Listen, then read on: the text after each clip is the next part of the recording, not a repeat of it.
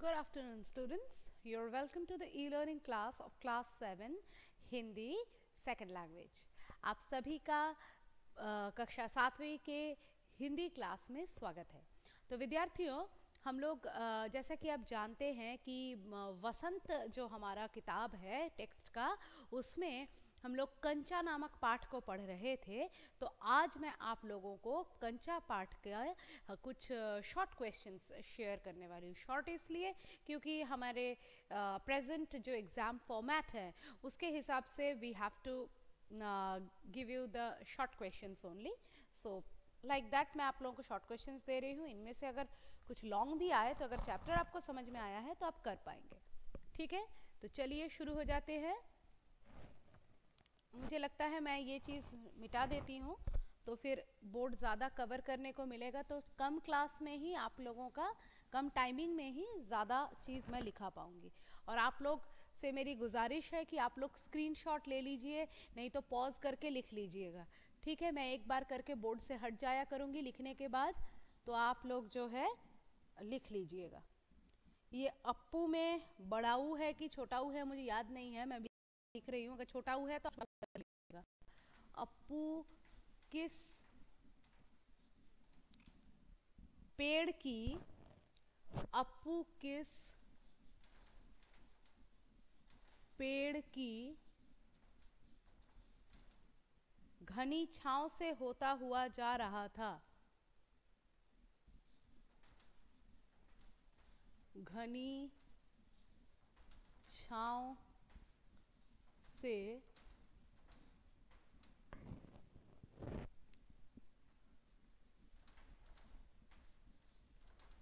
होता हुआ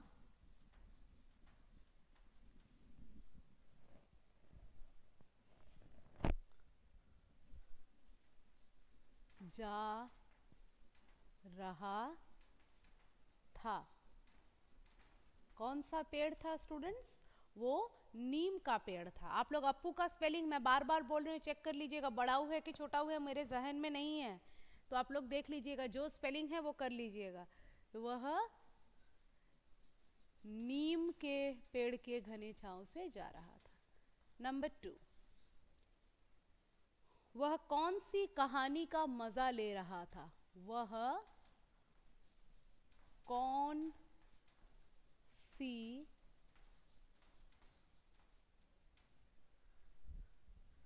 कहानी का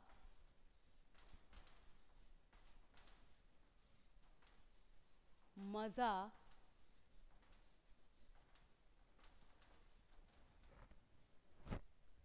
ले रहा था? वह कौन सी कहानी का मजा ले रहा था?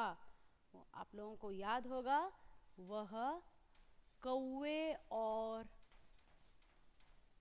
सियार की कहानी का मजा ले रहा था। अब देखो विद्यार्थियों, एक जगह पर सबसे पहले जहां पर किताब में नाम दिया हुआ है वहां पर जो है सियार की कहानी लिखा है, लेकिन उसी के बाद उसके नेक्स्ट पैराग्राफ में कौवे और सियार लिखा है। तो मुझे लगता है कौवे और सियार लिखना ही ज़्यादा सटीक होगा, क्योंकि केवल कौवे और केवल सियार की तो कहानी नहीं थी, और बचपन में हम सभी ने वो कहानी पढ़ी हुई है। वो crow and the fox, fox and the crow, English में भी इसी नाम से आती है और हिंदी में भी है। तो यदि आपको एग्जाम में सियार की कहानी रहे और कौवे और सियार की कहानी रहे ऑप्शन में, तो आप लोग कौवे और सियार की कहानी को ही टिक कीजिएगा, केवल सियार या केवल कौवे की कहानी को टिक नहीं कीजिएगा, तो वो गलत हो जाएगा। ओके, चलिए उसके बाद नेक्स्ट है, वह चलते चलते किसके सामने आकर खड़ा होता है? वह चलते चलते, इसको 2 बार लिख लीजिएगा, चलते को, चलते चलते किसके सामने आकर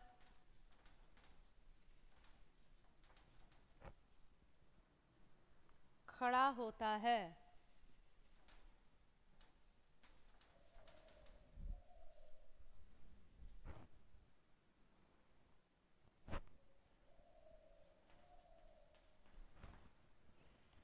वहां पर खड़ा लिखा है, यदि आपको नजर नहीं आ रहा है तो सुन लीजिए। वह चलते चलते किसके सामने आकर खड़ा होता है? वह चलते चलते, ये आंसर एरो के साथ लिख रही हूं, दुकान के सामने आकर खड़ा होता है। केवल आंसर लिख रही हूं मैं। आप लोगों को एग्जाम में इस आंसर के साथ भी और 3 ऑप्शंस मिलेंगे। नंबर 4 है वह कंचों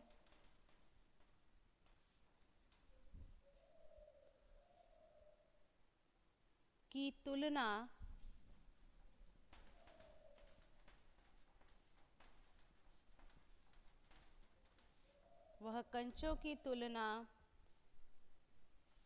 किससे करता है? किससे करता है बोलिए तो? किसकी तरह कंचे बोल रहा था?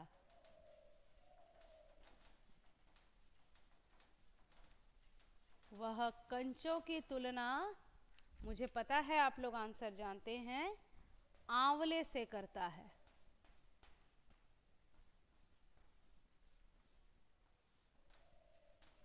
आंवले से करता है। ठीक है। नंबर 5,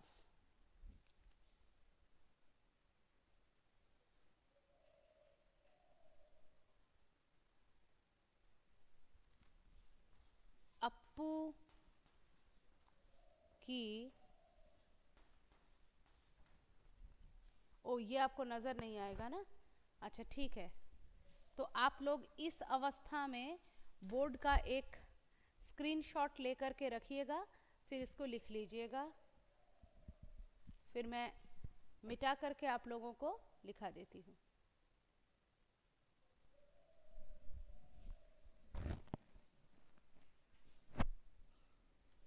अप्पू की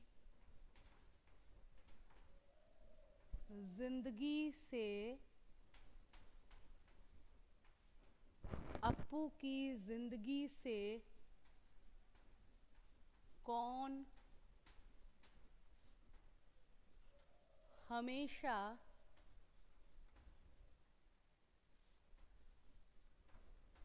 के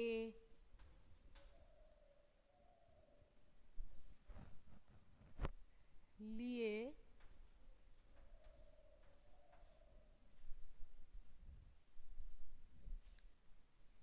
चला गया था? कौन चला गया था? उसकी छोटी बहन।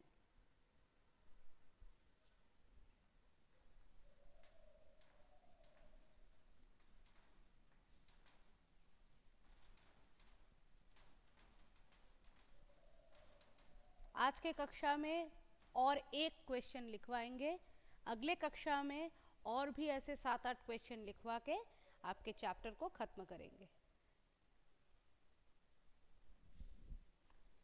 देर से पहुंचने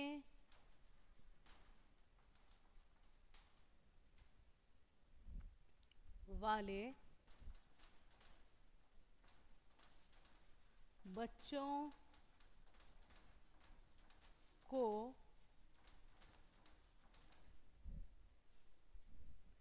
कहाँ बैठना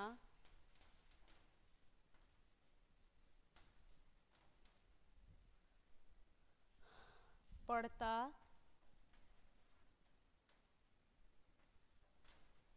है?